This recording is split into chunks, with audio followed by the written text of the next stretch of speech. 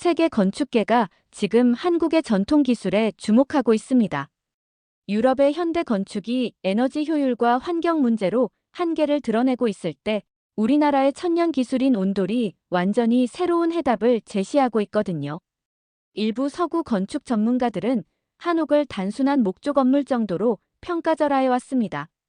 하지만 최근 영국의 유명 건축가가 한국에서 온돌을 직접 체험한 뒤 충격적인 발언을 했습니다. 내가 지금까지 알고 있던 건축 상식이 완전히 틀렸다. 한국인들은 이미 1000년 전에 우리가 지금 고민하는 문제들을 모두 해결해 놓았다. 그런데 더 놀라운 일이 벌어졌습니다. 이 건축가가 자신의 집에 온돌을 설치하려고 했을 때 한국 장인과 격렬한 갈등을 빚었다는 겁니다. 대체 무슨 일이 있었을까요? 왜 전통을 지키려는 장인과 현대적 변화를 원하는 전문가 사이에 이런 충돌이 일어났을까요? 제가 준비한 충격적인 내용을 공개합니다. 오늘의 이야기 시작하기 전에 구독과 좋아요 버튼을 꾹 눌러주시면 영상 제작에 큰 힘이 됩니다. 저는 런던에서 온 건축가 에밀리아입니다. 20년 넘게 현대 건축을 설계해왔지만 한국의 전통 건축에 대해서는 거의 아는 것이 없었죠. 그저 동양의 목조 건물 정도로만 생각했습니다. 그런데 지난해 서울 답사 기회가 생겼어요. 처음 북촌 한옥마을에 들어섰을 때의 충격을 아직도 잊을 수 없습니다. 이게 정말 집인가? 제가 지금까지 봐왔던 어떤 건축물과도 달랐습니다.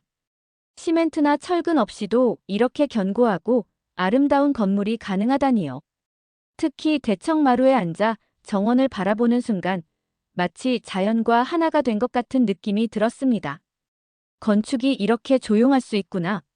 런던의 빌딩들은 하늘을 찌를 듯 높고 웅장하지만 한옥은 땅에 겸손하게 앉아 있으면서도 더 깊은 감동을 주었어요. 기와 지붕의 완만한 곡선, 나무 기둥의 따뜻한 질감, 그리고 무엇보다 집 전체에 흐르는 고요한 기운이 저를 사로잡았습니다. 가장 인상적이었던 건 정원과 건물이 경계 없이 어우러진 모습이었어요.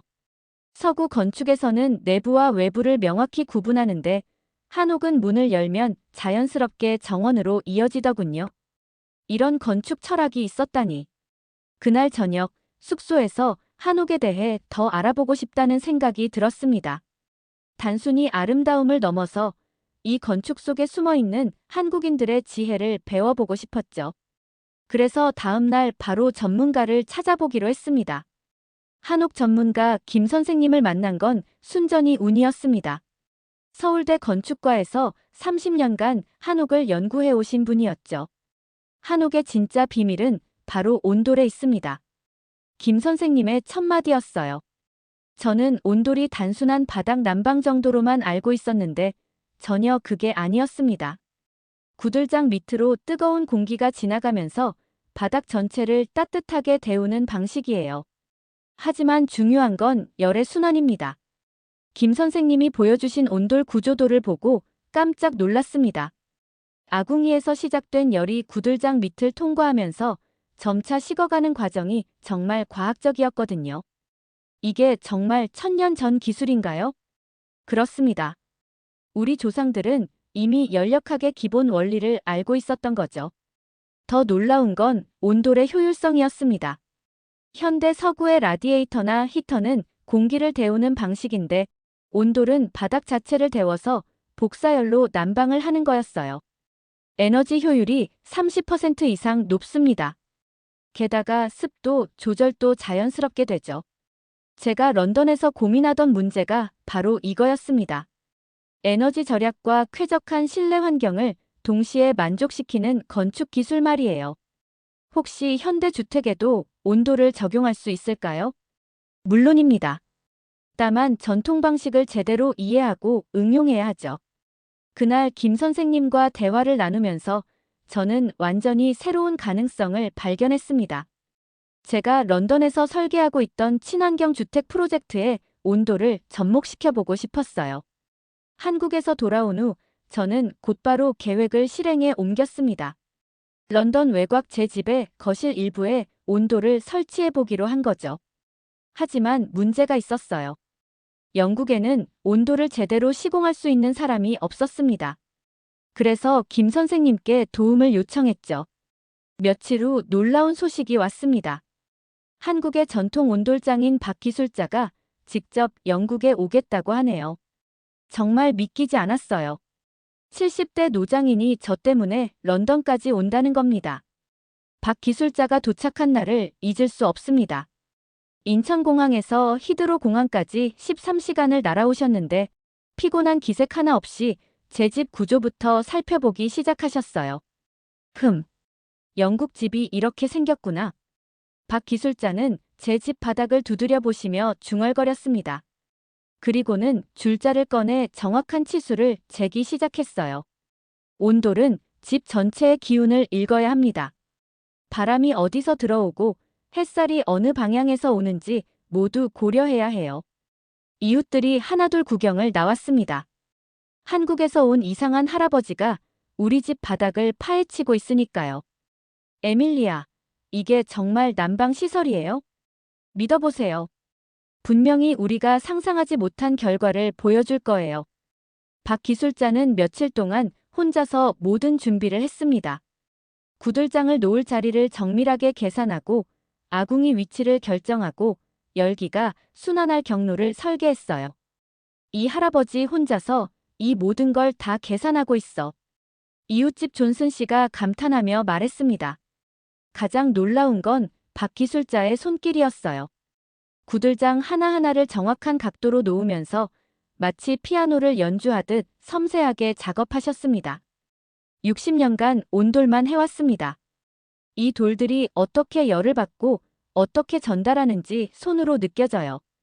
박 기술자의 말에 이웃들이 모두 조용해졌습니다. 그 순간 저는 깨달았어요. 이건 단순한 건축 기술이 아니라 하나의 예술이라는 걸 말이죠. 문제는 제가 현대식 설계를 고집했을 때 시작됐습니다. 저는 건축가로서 온돌 구조를 영국식 건축 기준에 맞춰 수정하려고 했어요. 박 기술자님, 이 부분은 영국 건축법에 맞지 않아요. 조금 변경해야 할 것 같은데요. 제가 설계 도면을 보여주며 말했습니다. 하지만 박 기술자의 표정이 순간 굳어졌어요. 이건 안 됩니다. 온돌은 이렇게 하는 게 아니에요.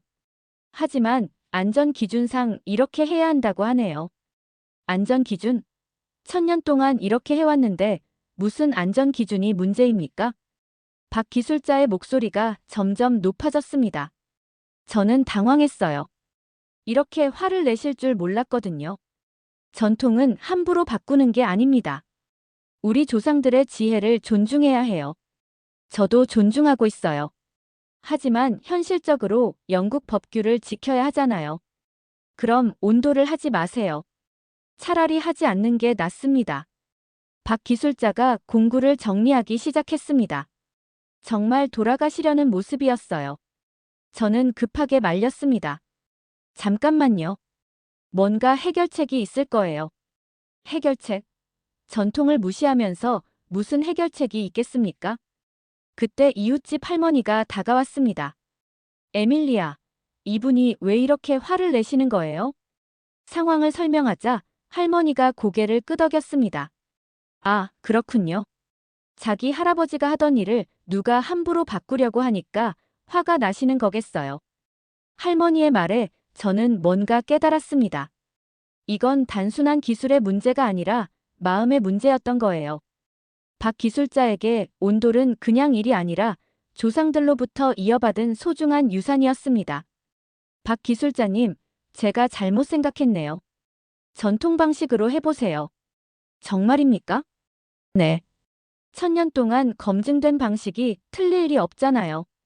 그제서야 박 기술자의 표정이 풀렸습니다. 하지만 저는 여전히 걱정이 됐어요. 과연 전통 방식이 현대 영국 주택에서도 제대로 작동할까요? 다음 날부터 박 기술자의 진짜 실력을 볼 수 있었습니다. 화해한 후 오히려 더 열정적으로 작업에 임하셨어요.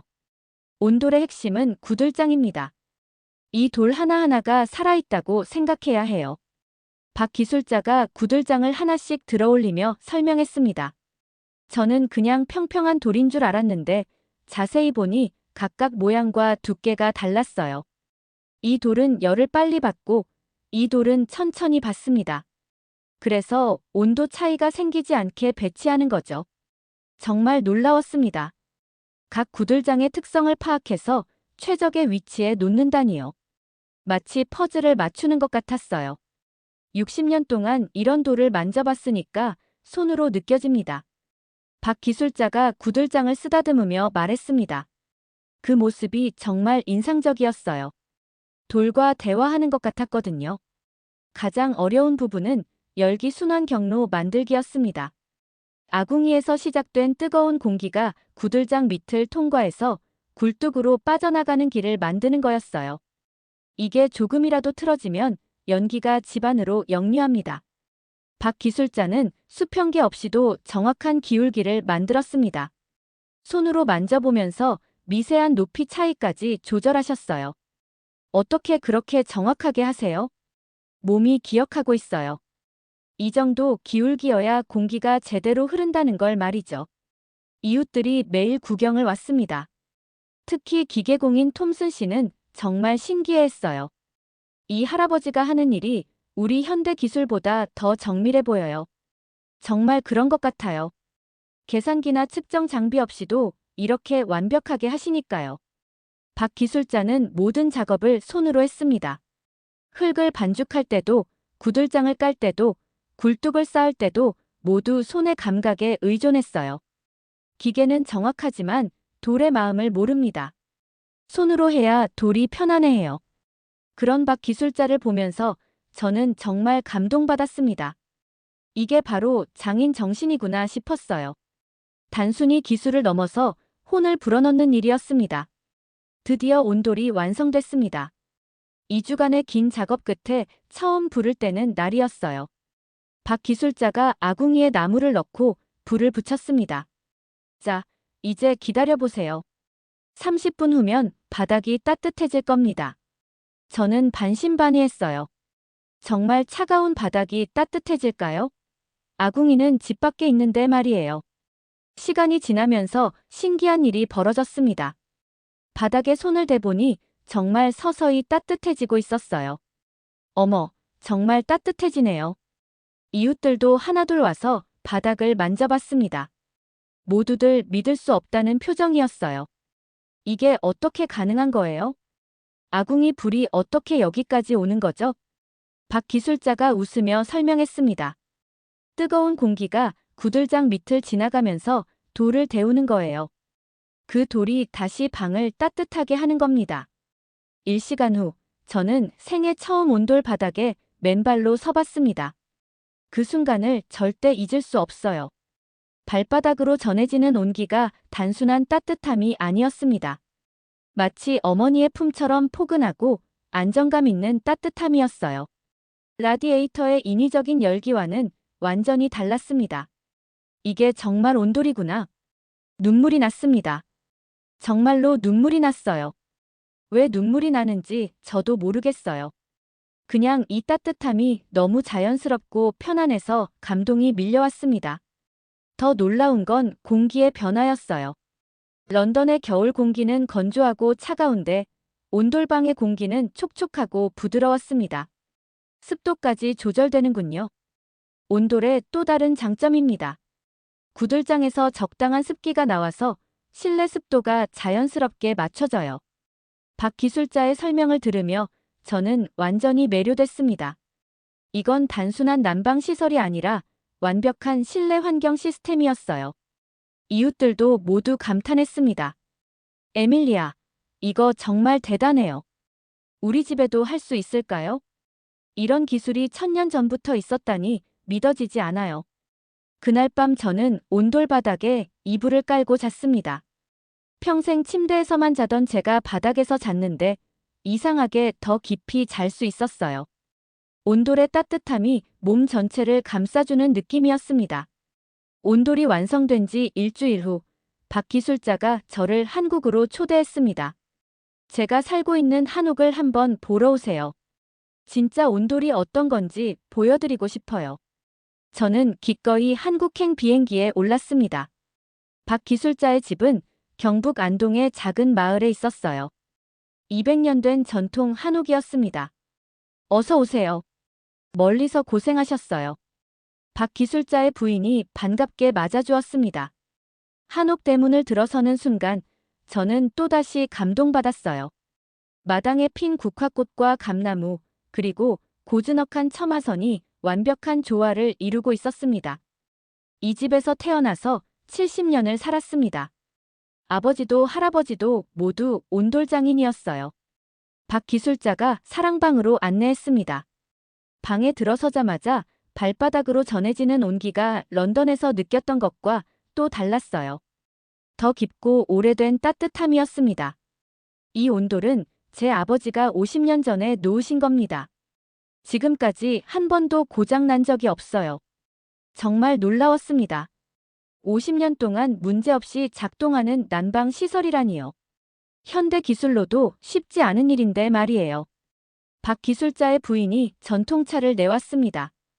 유자차였는데 온돌 바닥에 앉아서 마시는 차 맛이 이렇게 달콤할 줄 몰랐어요. 온돌방에서 마시는 차는 맛이 달라요. 몸이 따뜻하니까 마음도 편안해지거든요. 그날 저녁 박 기술자와 긴 대화를 나눴습니다. 온돌에 대한 이야기, 한국 전통 건축에 대한 이야기, 그리고 장인으로서의 자부심에 대한 이야기까지요. 저는 에밀리아 씨와 함께 일하면서 많이 배웠어요. 전통도 중요하지만 세계로 나가는 것도 의미 있다는 걸 깨달았습니다. 저야말로 박 기술자님께 정말 많이 배웠어요. 진짜 장인 정신이 뭔지 알게 됐습니다. 그때 박 기술자가 흥미로운 제안을 했습니다. 앞으로도 계속 협력해보면 어떨까요? 유럽의 한국 온도를 제대로 알리는 일을 함께 해보시죠. 저는 기쁘게 동의했습니다. 런던에서의 성공 경험을 바탕으로 더 많은 유럽인들에게 온돌의 우수성을 알리고 싶었거든요. 한국에서 돌아온 후 저는 바쁜 나날을 보냈습니다. 런던의 온돌이 입소문을 타면서 많은 사람들이 관심을 보이기 시작했거든요. 특히 환경을 중시하는 건축가들이 주목했어요. 온돌의 에너지 효율과 친환경성이 유럽의 그린 빌딩 기준에 완벽하게 부합했습니다.